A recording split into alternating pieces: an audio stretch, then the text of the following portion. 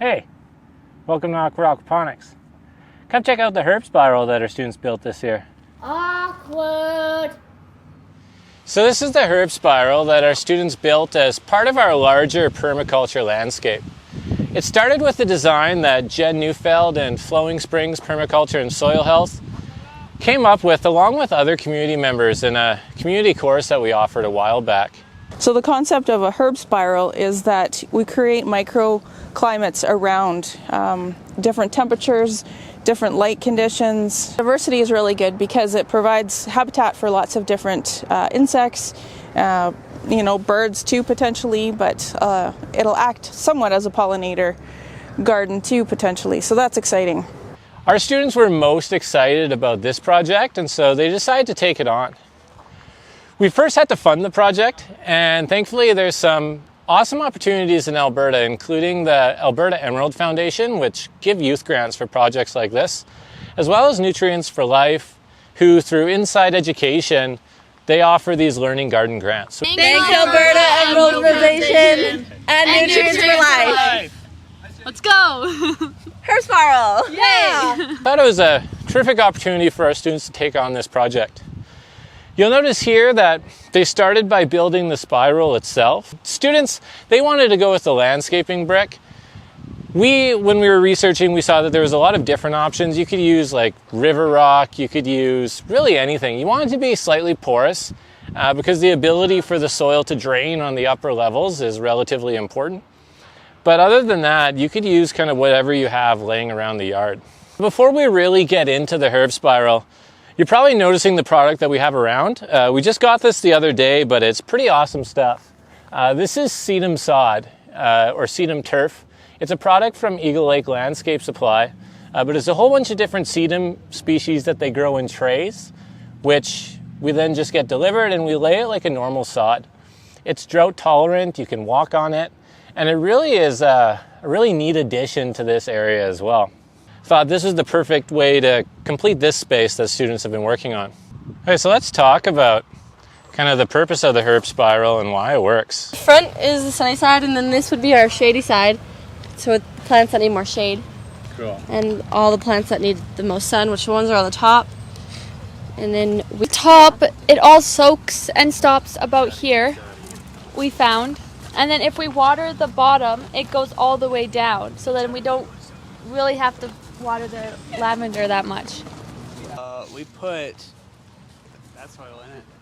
Yeah. No, but we also put leaves and we put the leaves in it, like the compost and all that. Mix it in. To get it so that the soil will be moist. More moist down at the bottom. Now, as they mentioned, a big thing with the herb spiral is the amount of different microclimates that it actually produces.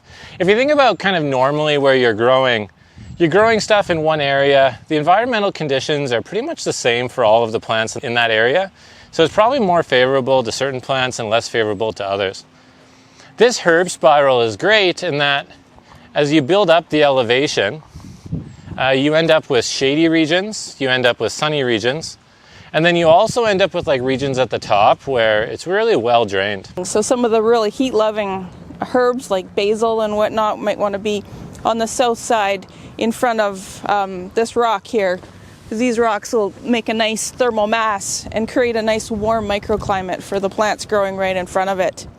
Some of the ones that are a little bit more tolerant to wind and cooler and shadier sites can be around the north side of the spiral. Now, because of both the elevation changes and also the natural shade that it produces on the north side, this being the south side, students are able to plant a variety of different plants that are suited to some of these different microclimates. For example, this is the sunny south, we have the shady north, we also have moist regions down at the bottom and more well-drained soil at the top. So once students had a shopping list, we had popped over to AVB greenhouses and students just kind of went to town.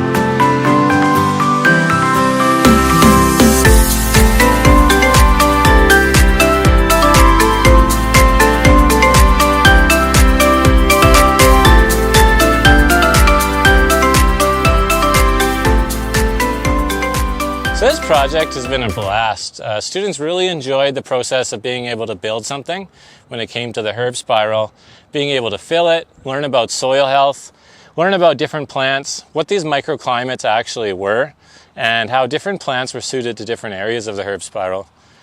We have thyme and thyme. And rosemary. There's rosemary over there. Rosemary up here. And then chocolate mint. And then this one is regular mint. We also have parsley. And then dill. There's dill. Garlic chives. We have basil. Then we have lemon balm and oregano and garden sage. Since we're here, let's check out our clover long and how it's coming along. We did have some lamb quarters, which people say is edible. It actually tastes pretty good, nature's spinach. That was starting to pop up. So I did go over it with the lawnmower. But you can see that all the clover is really starting to crowd out. Really come in nice and thick and lush. On this other side over here is where our thyme is. That's coming in a little bit slower. But you can see kind of down there, it is starting to make an appearance. So yeah, thanks for checking out all of our students' work on the amazing herb spiral that they built. We'll catch you next time on Awkward Aquaponics. Our next video that we're working on is this off-grid solar array that we've been working on with students to put together piece by piece. But it's almost at the finish line, so make sure you hit subscribe down below so that you can catch that next video when it drops. But we'll catch you next time. Yeah, they went a certain way that we had to do it. They went a certain way, so we had to do it a certain way, or it will. I've heard said certain way like 7 times. Anyways. Awkward.